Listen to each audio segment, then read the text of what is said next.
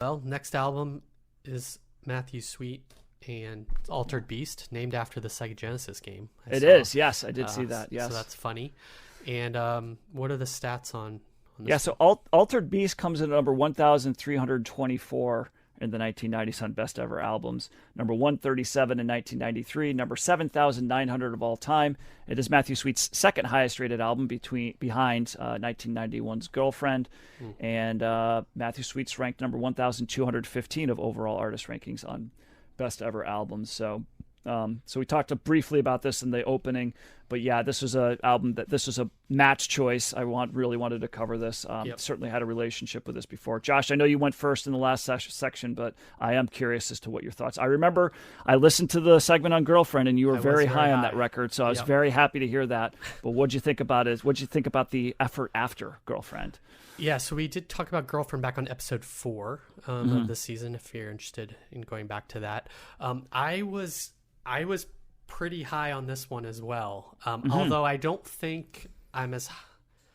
The more I listen to this, I think I liked Girlfriend a bit more, if based on what I remember and kind of sonically. There is a change, I think, a shift in what he's interested in instrument-wise or musically on this album. I think it's a lot more electric than Girlfriend was. He seems to be playing... I think he's playing with the guitar sound, but also where the guitars are. This album is great on headphones because you got like guitars in like one ear and like his vocals in the other, and like they switch or like other guitars come in. It's pretty awesome, actually. Yeah. I thought that was really rewarding. He's also incorporating some country music sounds into this throughout. I got a Wilco vibe too, listening to this at times.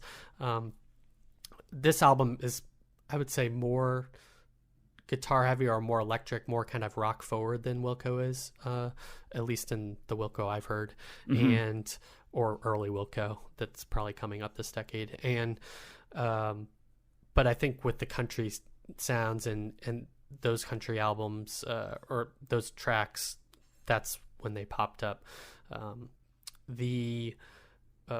I really like his guitar sound on this album. It's like got this, it's pretty clean, but it's got this like, I don't know, like throwback garage sound. There's no like fuzz or anything, but it's just like real like whammy and like really hangs on the notes at times. I thought the first like 5 or 6 tracks were phenomenal on this album. It really drew me in right from the act with Dinosaur Act. He's still got that, it's only how many years later than Girlfriend cut a couple. This is 2 years. Girlfriend was 91. This is 93. He's still able to pull me in with kind of writing those really good hooks well, that was one of our criticisms, right? Or John's criticism was like the hooks weren't there for him. That it wasn't so much that the hooks, but it wasn't like, because I was saying why isn't he more popular, because he's a great songwriter, but John was saying, well, for power pop you want it to be this really almost like a bombastic, really infectious, catchy hook. Yeah. And Matthew Sweet doesn't really have it's this. I mentioned the Stacy's Mom kind of chorus, right? Which is just like you can't help but not get that stuck in your head, and he doesn't really have that in song, which I think he's right. Yeah. I think that's still the case here, although I think the songs were getting in my head and I was really enjoying listening to them, especially like Devil with Green Eyes. Time Capsule is a really great one. He's got this like retro feel to him too that I really like, especially in Time Capsule. He kind of plays with the build to the chorus on that one too in a really interesting way. Knowing People is the track that has the guitar in one ear specifically that I really liked. I don't know why he put the intro to Caligula right in the middle. I guess starting the second side, it doesn't really work thematically. There isn't he is still kind of hung up on like love in a lot of ways, and like relationships, bad relationships. There's a really great line on Do It Again. Love that's bad is better than none. Breaking up is half the fun. I don't agree with that, but it's a really good line to write. I mean, I can't write a lyric like that. So overall, I think, through probably like 3/4 of the album, I was totally on board, and I really liked it. It's probably slightly below Girlfriend for me. Yeah. But I think I'd have to listen to them back to back too to kind of get a better appreciation. The album's a little long. It's a little, and that's why the last couple tracks were like, okay, I kind of get it. And but like the first half at least was pretty stellar for me. And I enjoyed. I'm glad you picked this one. Yeah.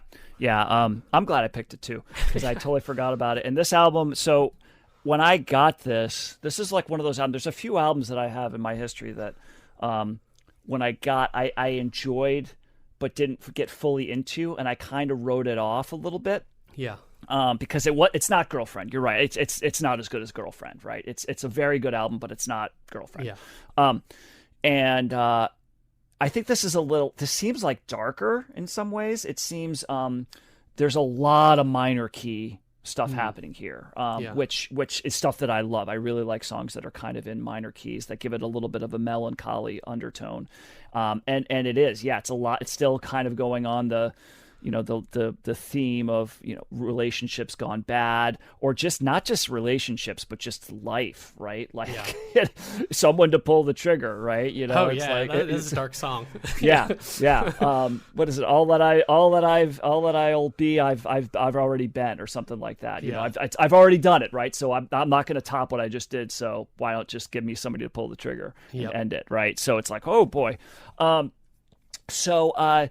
But this is a record that it sat on my shelf for a while, and then like I picked it up like a year or two, whatever later, and like it just hit me, and the whole thing hit me.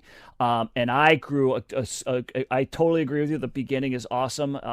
Dinosaur Act, I don't love that song. I think that's one of my, actually the songs that really rock out, like Dinosaur Act, Knowing People. In Too Deep are some of my least favorite songs on here.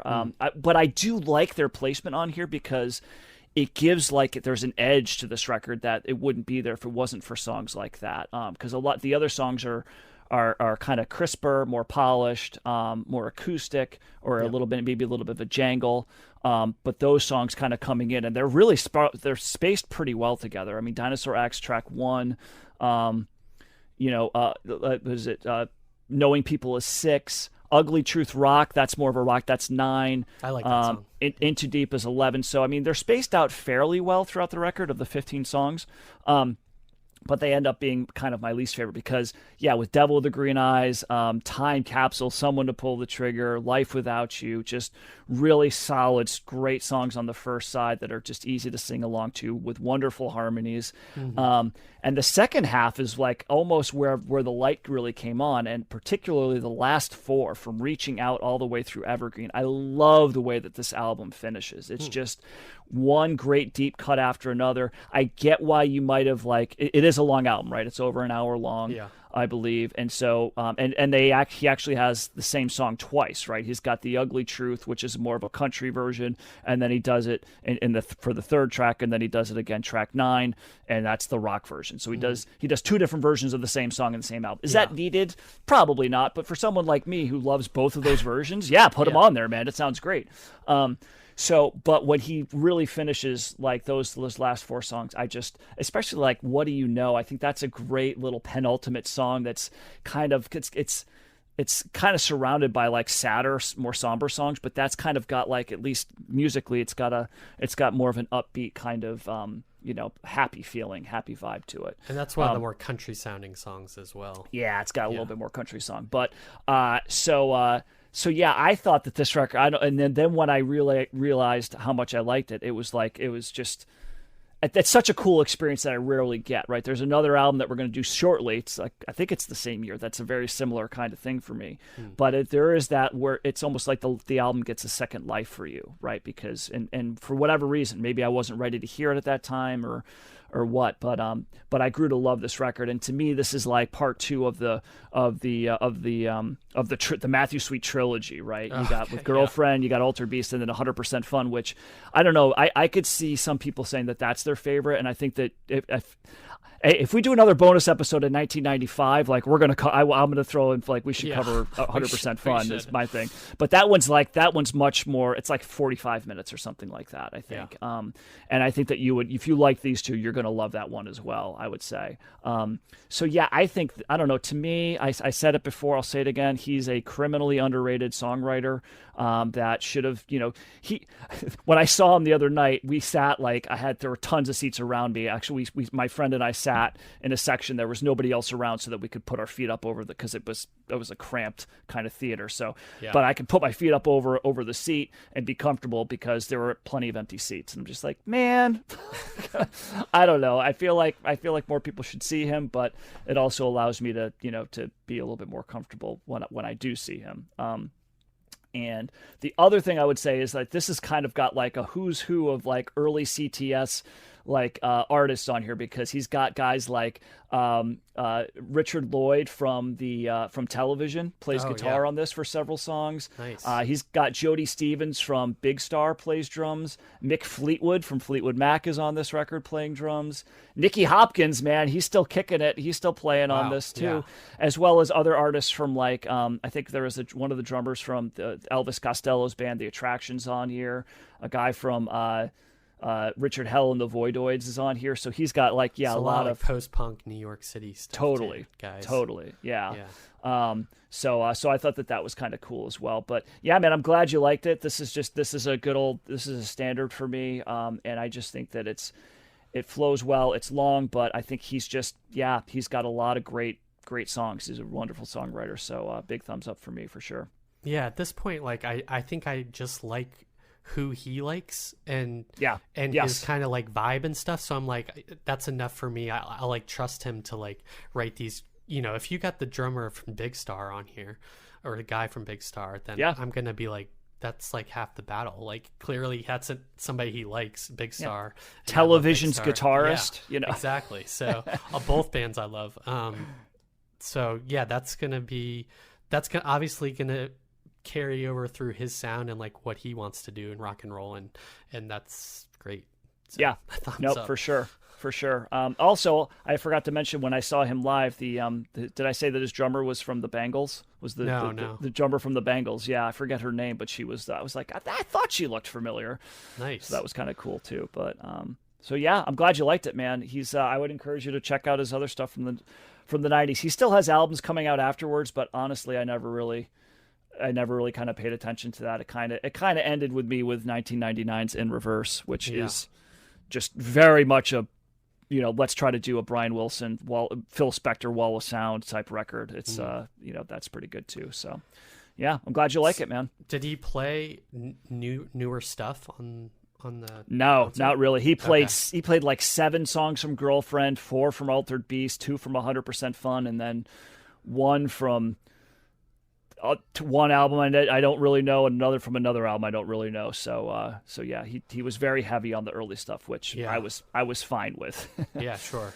Yeah, it's hard to have longevity as a rock band. So that's why. But he also true, and he's had plenty of albums since then. But he also had, I would argue, 5 albums in the '90s that were really, really good. So it's hard enough just to write one song, let alone 5 albums worth of songs.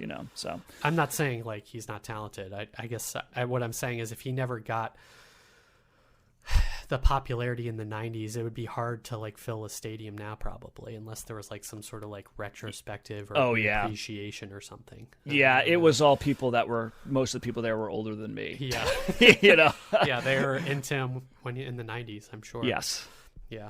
No, but he'd be good to see live. I would love to hear some of these songs live. Yeah. That's right on. Good deal. Thumbs up for me as well.